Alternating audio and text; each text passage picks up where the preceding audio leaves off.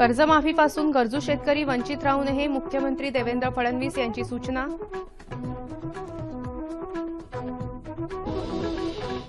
कृषी विद्यार्थ्यांनी सक्षम शेती करून दाखवावी, सुधीर मुनगंटीवार यांचं प्रतिपादन। आणि मुंबई आणि पुणे दूरदर्शनच्या कृषी कार्यक्रम सल्लागार समितीची संयुक्त बैठक राहुरी इथे संपन्न।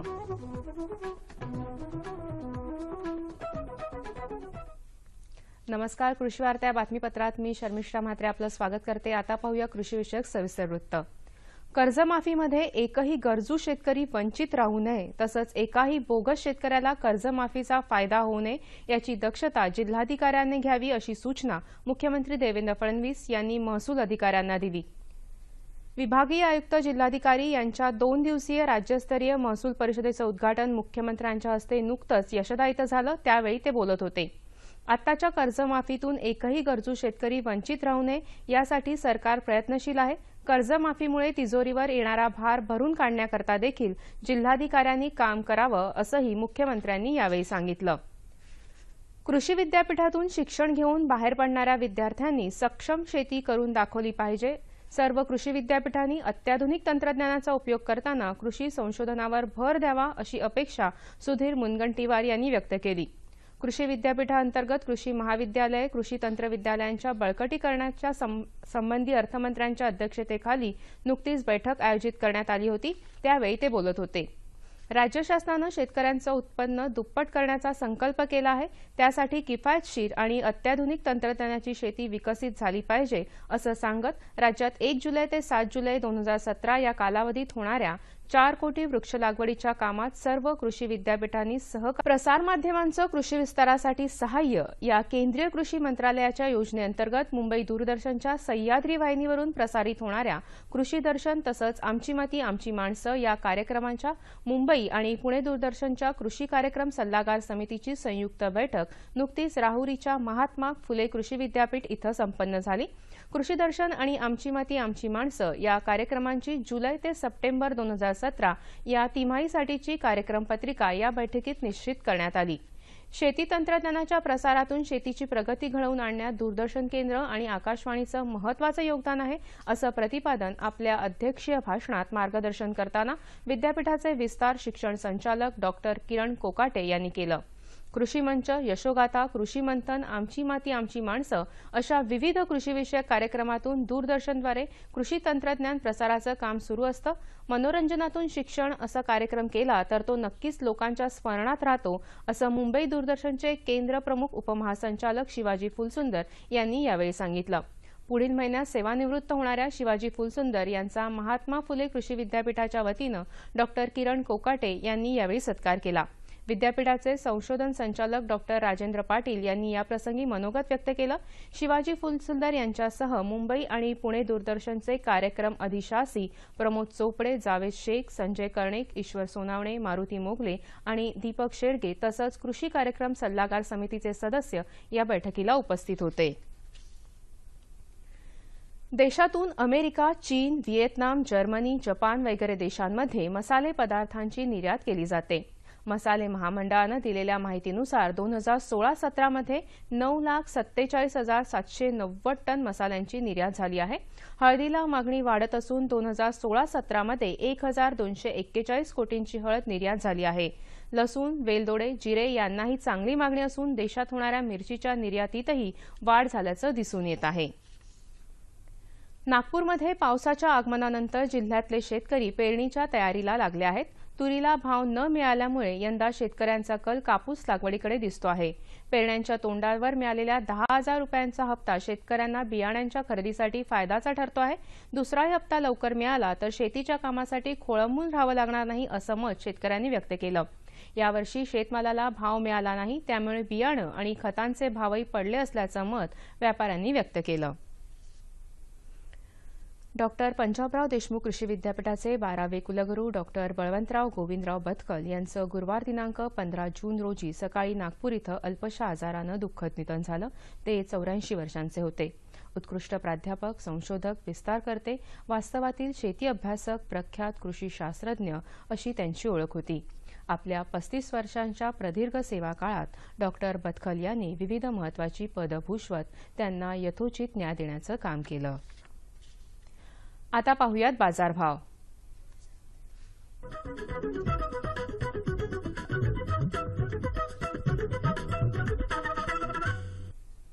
जाणून घेऊया नागपूर कृषी उत्पन्न बाजार समितीकडून प्राप्त झालेले शेतमालाचे बाजारभाव.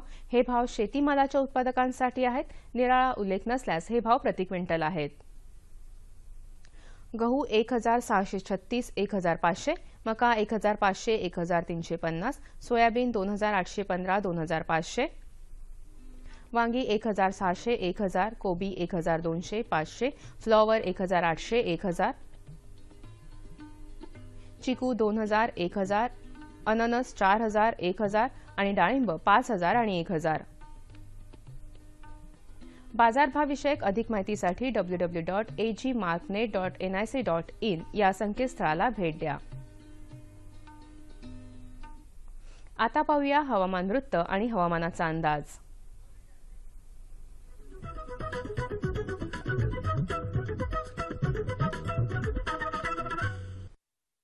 नमस्कार. महाराष्ट्र राज्यातील हवामानाचा आढावा घ्यायचा झाला तर गेल्या 24 तासात कोकण, मराठवाडा व विदर्भात बऱ्याच ठिकाणी तसेच मध्य महाराष्ट्रात काही ठिकाणी पाऊस पडला. पुढील 5 दिवसांचा हवामानाचा अंदाज असा आहे. कोकणात पुढील 2 दिवस तर विदर्भात पुढील 3 दिवस बऱ्याच ठिकाणी व त्यानंतर बहुतांश ठिकाणी तसेच मध्य महाराष्ट्र व मराठवाड्यात पुढील 5 दिवस बऱ्याच ठिकाणी पाऊस पडण्याची शक्यता आहे. शेतकरी बंधूंना इशारा देण्यात येत आहे की कोकणात पुढील 5 दिवस तुरळक ठिकाणी जोरदार ते अतिजोरदार स्वरूपाचा पाऊस पडण्याची शक्यता असून विदर्भात पुढील 2 दिवस तुरळक ठिकाणी जोरदार स्वरूपाचा पाऊस पडण्याची शक्यता आहे. शेतकरी बंधूंनी मध्य महाराष्ट्रातील कोल्हापूर, सातारा, सांगली, पुणे, अहमदनगर, सोलापूर व नाशिक जिल्ह्यात पेरणीयोग्य पाऊस झालेल्या ठिकाणी खरीप सोयाबीन, कापूस, तूर, मूग, उडीद, भुईमूग, मका इत्यादी पिकांच्या सुधारित वाणांची बीज प्रक्रिया करून पेरणी करावी. मध्य महाराष्ट्राच्या पश्चिम घाट क्षेत्रातील भात व नागली पिकांची गादी वाफ्यावरील पेरणी पूर्ण करावी. मध्य महाराष्ट्र व मराठवाडा विभागात मिरची, टोमॅटो, वांगी इत्यादी भाजीपाला रोपांची पुनर्लागवड करावी. विदर्भात खरीप पिकांच्या पेरणीसाठी पूर्व मशागतीची कामे पूर्ण करावीत. ऊस पिकातील हुमणीच्या नियंत्रणासाठी लिंब, बाभूळ, बोर या झाडांवरील भुंगेरे, प्रकाशकंदील व रॉकेलचा वापर करून रात्रीच्या वेळी सामुदायिकरित्या गोळा करून नष्ट करावेत. कोकणात वेलवर्गीय भाजीपाल्याची लागवड करावी. 2 रांगेतील अंतर 1.5 मीटर व 2 वेलातील अंतर 90 सेंटीमीटर ठेवावे आणि लागवड करताना प्रत्येक वेलाला 2 किलो शेणखत व 50 ते 60 ग्रॅम सुफला हे मिश्र खत मातीत मिसळून द्यावे. जाणून घेऊया राज्यातल्या प्रमुख शहरांचं तापमान कमाल आणि किमान अंश सेल्सिअसमध्ये. मुंबई 33-27, पुणे 31-23, नागपूर 39-24, औरंगाबाद 33-20, सोलापूर 32-20 आणि नाशिक 32 आणि 23. हवामान विषयक अधिक माहितीसाठी www.imdmumbai.gov.in या संकेतस्थळाला भेट द्या. याबरोबरच आजच्या कृषी वार्ता संपल्या. पुन्हा भेटूया पुढील कृषी वार्तामध्ये. तोपर्यंत नमस्कार.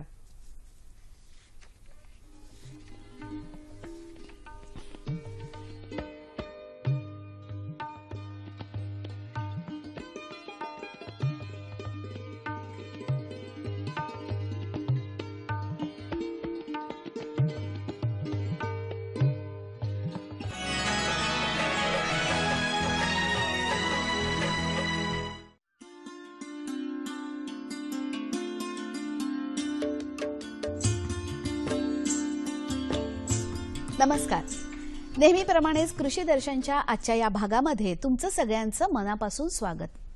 शेतकरी मित्रांनो, आजचा जो आपला विषय आहे तो म्हणजे कमी खर्चाचे ज्वार लागवड तंत्रज्ञान, अर्थात कमी खर्चाचे ज्वारी लागवड तंत्रज्ञान. आणि त्यासाठी आज आम्ही अशी एक व्यक्ती इथे आमंत्रित केलेली आहे जी विशेषतः खरीप हंगामातील ज्वार लागवडीचं उत्पादन जे दिवसेंदिवस ते क्षेत्र कमी कमी होत चाललंय आणि त्यामागची नेमकी कारण आणि त्याच्यावर ठोस उपाय आपल्याला सांगणार आहेत. तर त्या पाहुण्यांची आज आधी मी ओळख करून देते. त्यांचं नाव आहे डॉक्टर UN आळसे. नमस्कार. नमस्कार. डॉक्टर UN आळसे यांच्याविषयी सांगायचं झालं तर वसंतराव नाईक मराठवाडा कृषी विद्यापीठ परभणी येथे कृषी तंत्रज्ञान माहिती केंद्राचे विस्तार कृषी विद्यावेत्ता तथा व्यवस्थापक म्हणून ते कार्यरत आहेत. डॉक्टर, आज आपण बघतोय की भारतासारख्या आपल्या देशामध्ये खरीप आणि रब्बी पिकांची ही दोन पद्धती आहे पीक काढण्याची. त्यातूनही खरीप हंगामात जे ज्वारीचं लागवडीखालचं क्षेत्र आहे ते आपण बघतोय की दिवसेंदिवस ते कमी कमी होत चाललंय. तर मग यामागची ठोस कारणं कोणती सांगता येतील? खरीपाची ज्वारी कमी होण्याचे मुख्य कारण अनेक आहेत. त्यापैकी काही कारण असे सांगता येतील की पावसाची अनियमितता हा एक मुख्य घटक आहे. त्याच्यानंतर परतीचा जो पाऊस आपल्या महाराष्ट्रामध्ये येतो त्यामुळं त्या काळामध्ये ज्वारी काढणीसाठी येते म्हणून दाणे काळे पडतात. बरोबर, तो एक परिणाम आहे. दुसरं, आहारामधला वापर कमी झालेला आहे ज्वारीचा. महाराष्ट्रीयन लोकांचा मुख्य आहार ज्वारीच होता पूर्वी, परंतु आता कालौघामध्ये बदलला आणि ज्वारीची जागा आता गव्हाने घेतलेली आहे. त्याच्यानंतर दुसरा एक महत्त्वाचा घटक असा आहे की ज्वारीला बाजारभाव मिळत नाही आणि मजुरांची कमतरता, ह्यामुळं त्याचा उत्पादन खर्च वाढलेला आहे. म्हणून ज्वारी आजकाल परवडणारं पीक झालेलं आहे. त्याचबरोबर पशुधनाचं पण कमतरता झालेली आहे, म्हणूनही ज्वारीचं पीक वरच्यावर कमी व्हायला लागलेलं. निश्चितच. परंतु ही जरी लागवड क्षेत्र कमी होत चाललेलं असेल तरी ते वाढवण्याच्या दृष्टीने आपण प्रयत्न तर निश्चितच करणार. मग असे कोणकोणते उपाययोजना आहेत की हे क्षेत्र अधिकाधिक लागवडीखाली येऊ शकतं? ज्वारीचं क्षेत्र वाढवण्यासाठी मुख्य म्हणजे ज्वारीवरील प्रक्रिया उद्योग वाढवावे लागतील. त्याचबरोबर पशुधन वाढवावं लागेल आणि ज्वारीमधील आहाराचं महत्त्व लोकांना पटवून सांगून ज्वारीत आहाराचा एक वापर जास्त वाढवावा लागेल. त्याचबरोबर महत्त्वाचा एक घटक असा आहे की ज्वारी काढणीसाठी मजुरांची संख्या जास्त लागते. त्याच्यासाठी जर समजा मेकॅनायझेशन झालं, ज्वारीची काढणी आणि मळणी एकाच वेळेला जसं झाली तर मग ज्वारीचं क्षेत्र वाढण्यासाठी अजून मदत होईल. जसं आपण बघतो की पंजाबमध्ये गहू आणि भात या पिकांची पेरणीपासून काढणीपर्यंत सगळी कामं मशीनने केली जातात. मेकॅनायझेशन झालेलं आहे. तसं जर ज्वारीमध्ये मेकॅनायझेशन झालं तर ज्वारीची लागवड करण्यासाठी शेतकरी तयार होतील. खरीप हंगामातील ज्वारी लागवडीमध्ये कमी खर्चाच्या तंत्रज्ञानाचे मुद्दे कोणते कोणते सांगता येतील?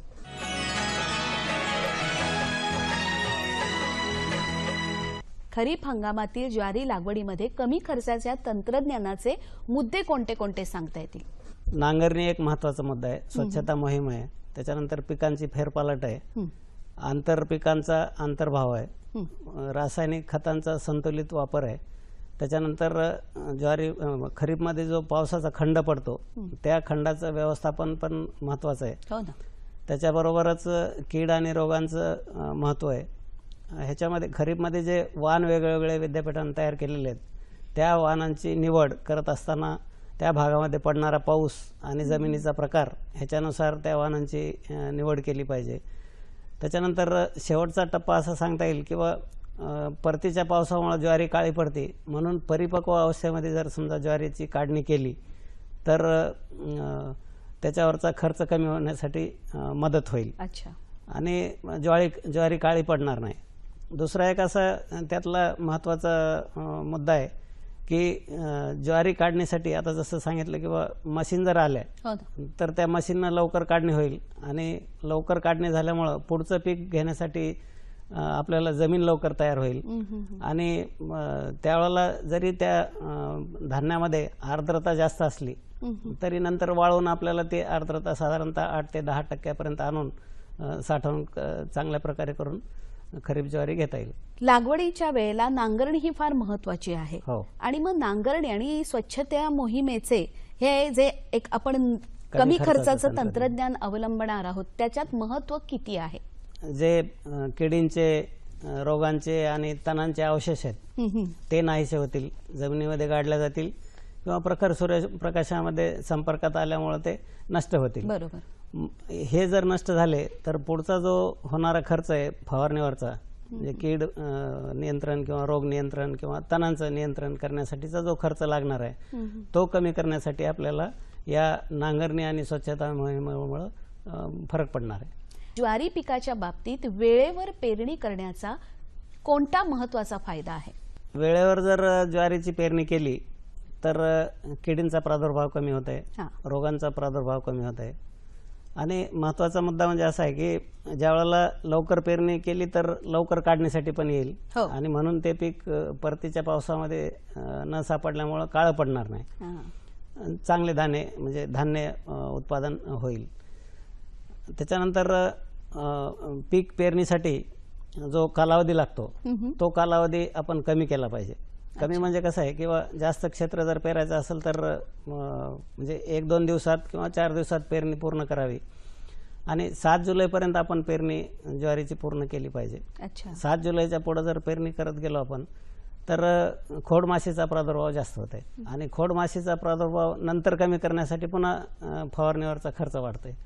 त्याच्यामुळे आपण जर वेळेवर पेरणी केली तर ह्या किडीचा प्रादुर्भाव कमी करण्यासाठी आपल्याला बरोबर. मदत होईल.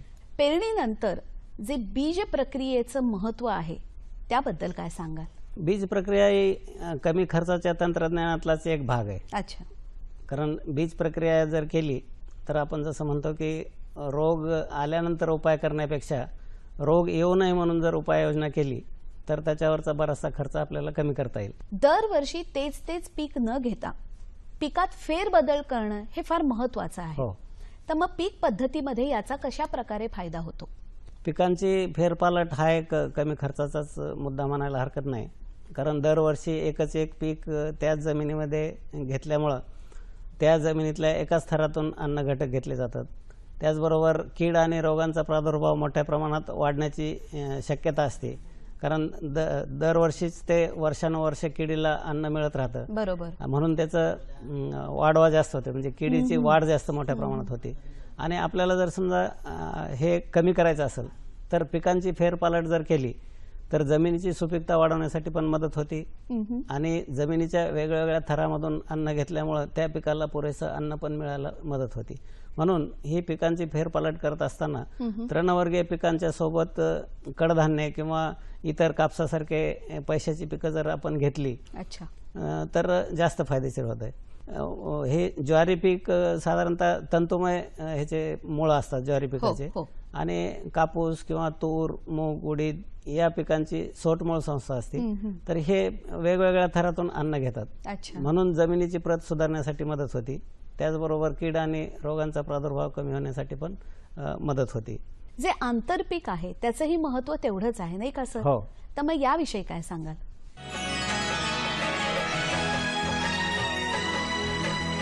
जे आंतरपीक आहे त्याचंही महत्व तेवढंच आहे नाही का सर? हो. तर मग याविषयी काय सांगाल? आंतरपीक ज्वारीसोबत जर घेतलं तर ते एक सहजीवी पद्धतीनं काम करतात. हा. म्हणजे त्या ज्वारीसोबत जर समजा आपण कडधान्य घेतले तर कडधान्य हे हवेतलं नत्र शोषण करून त्या मुळामध्ये साठवतात पिकाच्या. अच्छा. आणि ते मग जे बाजूचं पीक असेल उदाहरणार्थ ज्वारी हा. तर त्या पिकाला ते अन्न पुरवण्याचा म्हणजे प्रयत्न करत असतात. म्हणून काय होतं की एकतर त्याच्यावरचे कीड रोग वेगवेगळे असतात, म्हणून त्या कीड रोगांचाही प्रादुर्भाव कमी होत आहे आंतरपीक असल्यामुळं. आणि अन्न सुद्धा एकमेकांना पुरवल्यामुळं त्या पिकाचं उत्पन्न वाढतंय. म्हणजे निव्वळ ज्वारी किंवा निव्वळ तूर किंवा निव्वळ असं सोयाबीन घेण्यापेक्षा जर समजा आंतरपीक घेतलं तर त्या दोन्हीचा मिळून असं एकत्रित जास्त उत्पादन मिळतं. आणि एखादं पीक जर समजा गेलं काही नुकसानीमुळे, नैसर्गिक आपत्तीमुळे जर गेलं, संपूर्णतः नुकसान होत नाही, संपूर्ण नुकसान होत काहीतरी नाही. हाती लागतं. हा, म्हणून ज्वारी सोबत आंतरपीक घेताना आपण तूर, सोयाबीन किंवा मूग, उडीद अच्छा. या पिकांचा अंतर्भाव केला पाहिजे. कितीही झालं तरी थोडंफार रासायनिक खतांचं संतुलन जर असेल तर पीक अधिकाधिक जास्त उत्पन्न देतं. याविषयी हो. तुम्ही काय सांगाल? कशा पद्धतीचं हा संतुलन ठेवावं रासायनिक खतांचं? रासायनिक खतं वापरत असताना ज्वारीची शिफारशीत मात्रा अशी आहे की 80 किलो नत्र, 40 किलो स्फुरद आणि 40 किलो पालाश. अच्छा. तर हे खत जर समजा आपण नत्रयुक्त खत विशेषतः स्फुरद आणि पालाश पेरणीच्याच वेळेला द्यायचं, परंतु नत्र 2 भागामध्ये विभागून जर दिलं तर त्याची कार्यक्षमता वाढते अच्छा. खताची आणि त्या पिकाला पण उपयोग होते. कशा त्या 2 विभागात द्यायचं? 2 भागात म्हणजे सुरुवातीला पेरणीसोबत 40 किलो नत्र, 40 किलो स्फुरद आणि 40 किलो पालाश द्यावं अच्छा. आणि 1 महिन्यानंतर पेरणीच्या नंतर जमिनीतून पेरून 40 किलो नत्र द्यावं युरियाच्या माध्यमातून. अच्छा. असं जर केलं तर त्या खताची कार्यक्षमता वाढते. आणि आपण जशी अगोदर चर्चा केली की जीवाणुसंवर्धक या ज्वारीला लावली पाहिजे. म्हणजे हे जे आपण स्फुरद पिकाला दिलेलं आहे ते स्फुरद पिकाला उपलब्ध करून देण्यासाठी हे स्फुरद विद्राव्य जीवाणू काम करतात. अच्छा. आणि ह्या रासायनिक खतासोबतच आपण सेंद्रिय खतं पण दिली पाहिजे, कारण सेंद्रिय खतं हे मुख्य त्या जीवाणूंचं अन्न आहे आणि हे जीवाणू सतत कार्यरत असतात जमिनीमध्ये. आणि हे कार्यरत राहण्यासाठी आपल्याला साधारणतः 25 गाड्या शेणखत प्रति हेक्टरी देणं आवश्यक आहे. मग असं एकत्रित आपण एकात्मिक खत व्यवस्थापन जर केलं तर ज्वारीचं उत्पन्नही वाढेल आणि जमिनीचा पोत सुधारण्यासाठी पण मदत होईल. त्याचबरोबर एकात्मिक कीड व्यवस्थापन हे एक महत्वाचा मुद्दा आहे, तर याविषयी काय सांगाल?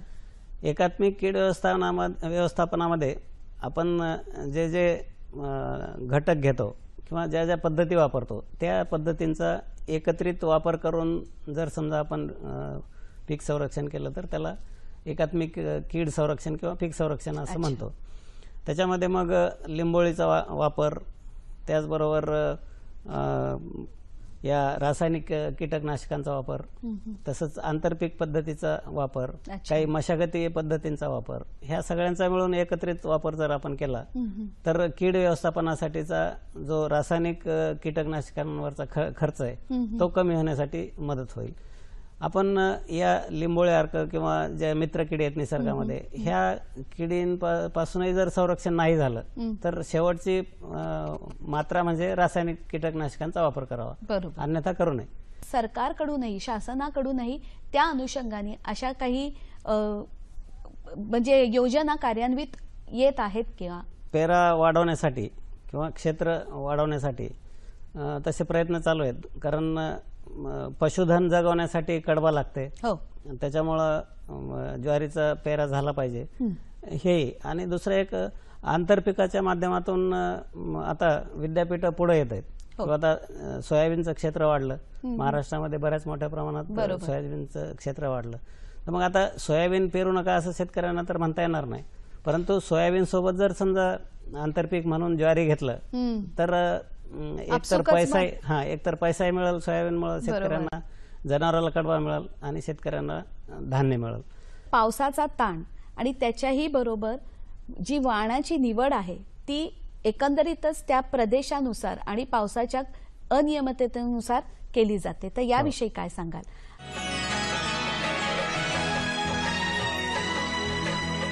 पावसाचा ताण आणि त्याच्याही बरोबर जी वाणाची निवड आहे ती एकंदरीतच त्या प्रदेशानुसार आणि पावसाच्या अनियमिततेनुसार केली जाते, तर याविषयी काय सांगाल?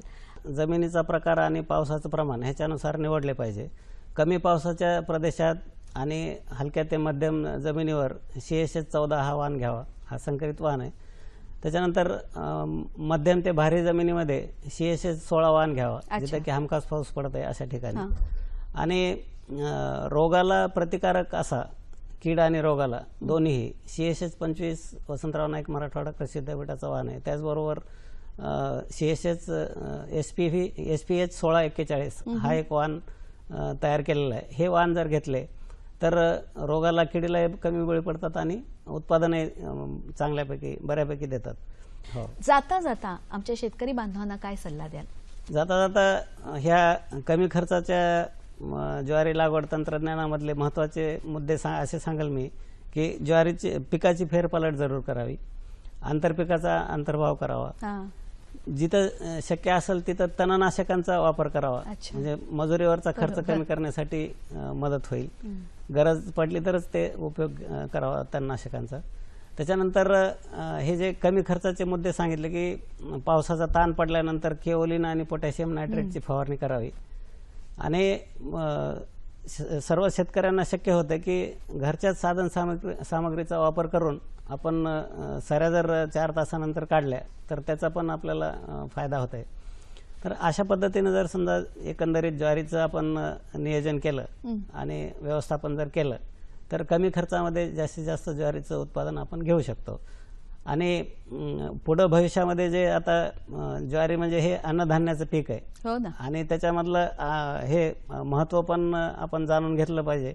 विशेषतः जेवढे काय डायबेट्स आहेत ते लोक पिवळी ज्वारी जास्त प्राधान्यक्रमानं घेतात. अच्छा. कारण त्यातमध्ये काही असे औषधी गुण आहेत बरं. की ज्याच्यामुळे ते मधुमेह कमी होण्यासाठी त्याची मदत होती.